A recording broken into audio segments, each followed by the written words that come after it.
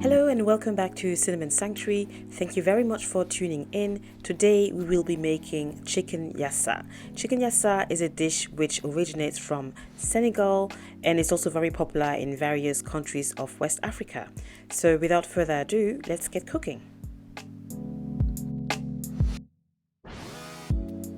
The great thing about this dish is that there's not that many ingredients needed to make yassa chicken. So we have about 5 medium onions that have been thinly sliced, and some people dip the onions in the whole onions in water to avoid watery eyes beforehand, but I didn't do that and it was fine.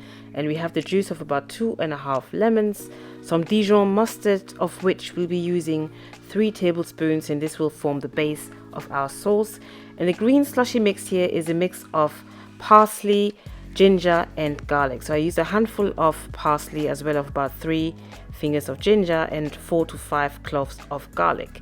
In terms of seasoning, so dry seasonings, we're going to have some chicken seasoning, some black pepper, some my usual aromat or Knorr all-purpose seasoning, a bit of parsley, again dried parsley, as well as 2 to 3 bay leaves, and that's optional, but I quite like using bay leaves when using the majority of my dishes, to be honest. And as is customary for for chickenyassa, people tend to use olives with them, and I think it goes really well. So we'll be using about a handful of olives to go in as well.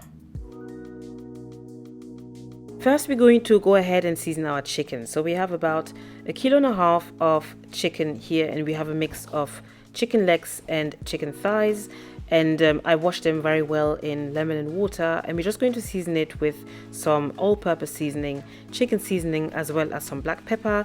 And we'll be using a few tablespoons of our green mix of parsley, ginger and garlic.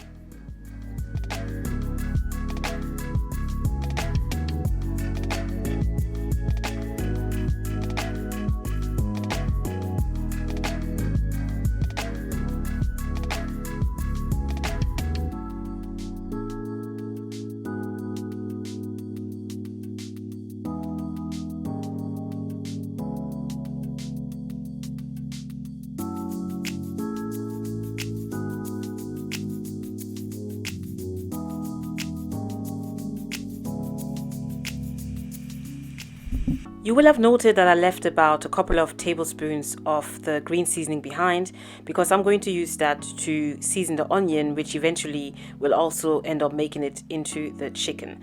So I'm just combining everything very well, mixing it together, and then went to wash my hands, and now I'm just going to mix up the lemon juice with the Dijon mustard as well as a bit of oil. So I used the juices of 2.5 lemons, and I'm adding 3 tablespoons of Dijon mustard, and I'm using my small whisk to combine it all together, after which I'm adding about a tablespoon of oil, and this constitutes what can only be described as a vinaigrette, and it will form the basis of the sauce. So some of this will go into the chicken, and I'm leaving some behind to add it to the onion as well.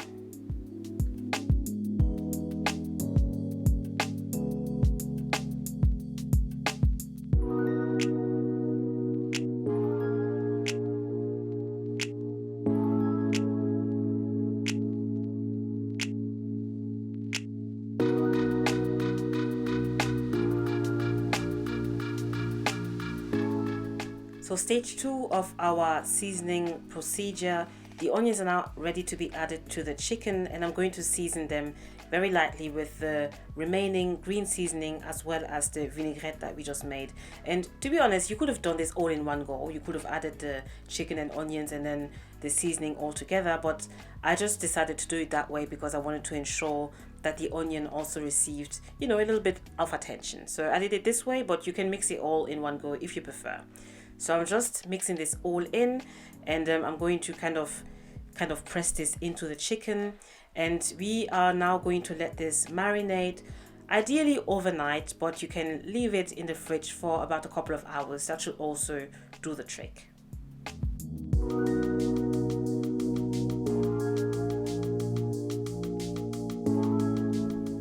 I left my chicken to marinate for exactly 4 hours, and now we can go ahead and shallow fry it. So I just added 2 tablespoons of vegetable oil, and we are going to add our chicken and let it brown on each side for about 8 minutes per side, and I'm using medium to high heat here.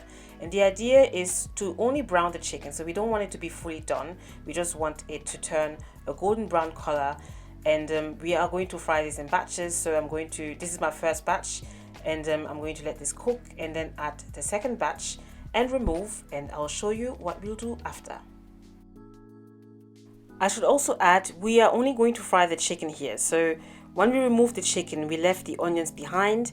I'm going to be using them at a later point, so just remember that we are only going to be using the chicken to fry. So if a couple of onions end up in the pan, that's no problem at all. Just make sure that you keep the onions on the side for a later point.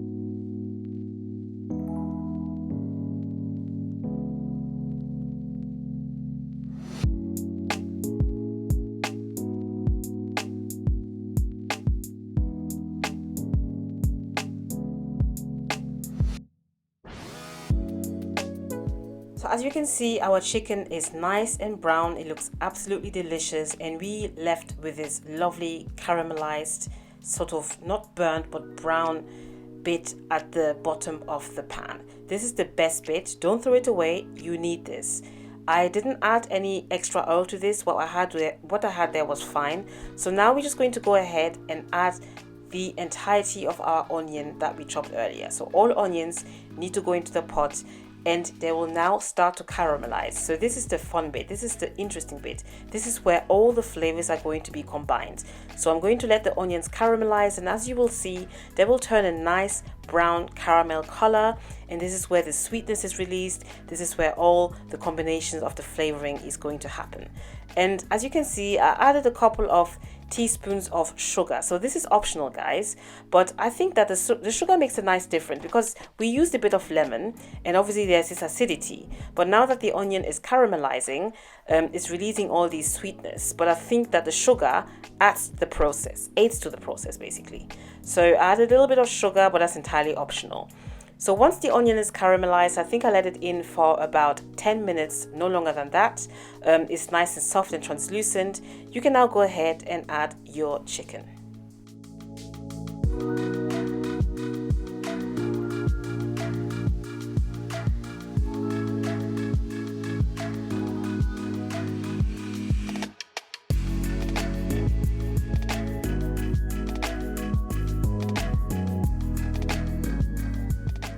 As you can see, I left a few pieces of chicken behind. I think I left about 3 pieces behind because my pot was not big enough to accommodate all of the pieces, but that's fine. We can still use it. And as always, make sure you use up all of the juices that you will find. Every time you fry chicken or fish or whatever, there'll be some juices that will collect at the bottom of the container. Make sure you use it because that's where all the flavor is. And now that the chicken has been added to the pot, I went in with a bit of water just for liquid, and I think I just added in about less than a cup of water.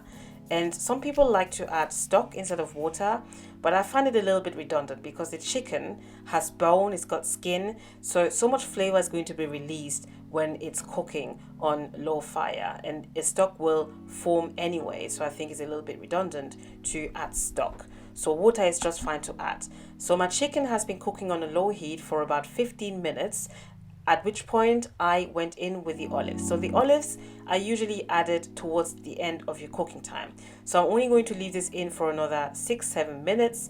I just covered it up, at which point our yassa will be pretty much done. And this, my friends, concludes our tutorial of a step-by-step chicken yassa recipe. As mentioned, this is a dish which originates from Senegal in the region of Casamance, I believe, and it's also very popular in various countries of West Africa. Most countries have a version of the dish, but the general idea is the onion, the lemon, the mustard, and of course the chicken.